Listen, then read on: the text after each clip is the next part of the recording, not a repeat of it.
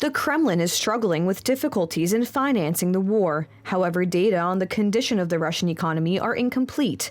Vladimir Putin has so far signed more than 100 bills on the introduction of the country's economy into military mode, and the Russian central bank temporarily suspended the publication of reports on the country's foreign debt and international trade in mid-April. Russia's economy is imploding. We forecast a GDP collapse of -30% by the end of 2022. Russia has stopped publishing data, but our tracking of exports from 20 countries to Russia gives a clue. Those exports are down over -50% in April 2022 from a year ago. The point is to make the Kremlin authorities aware that separating from the West will cause far-reaching perturbations, but it is difficult to count on the fact that the society will lead to political changes as a result of sanctions. The main source of the Kremlin's income is oil exports. Last year, the countries of the old continent imported most of their energy resources from Russia. This state of affairs, however, changed dramatically after the outbreak of the war in Ukraine. The situation of the Russian economy is also worsened by the fact that the American Brent oil, which is traditionally more expensive than the Russian oil, has been cheaper for several days. According to experts, this will also translate into fuel prices in Poland in the coming days. The question is whether today we can conclude contracts for the supply of cheaper crude oil that would supply Polish consumers.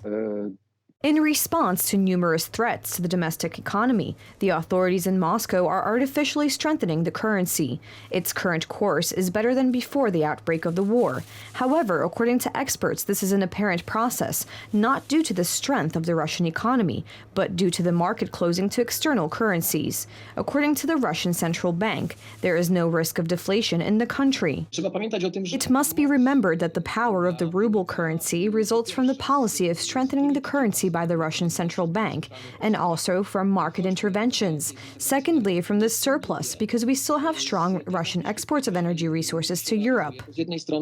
In addition, U.S. congressmen have already submitted another bill demanding that Russia be recognized as a country sponsoring terrorism. Sanctions against countries on this list may include economic and financial measures, and even prohibiting the export of weapons to their territory and increasing export controls for civil military goods.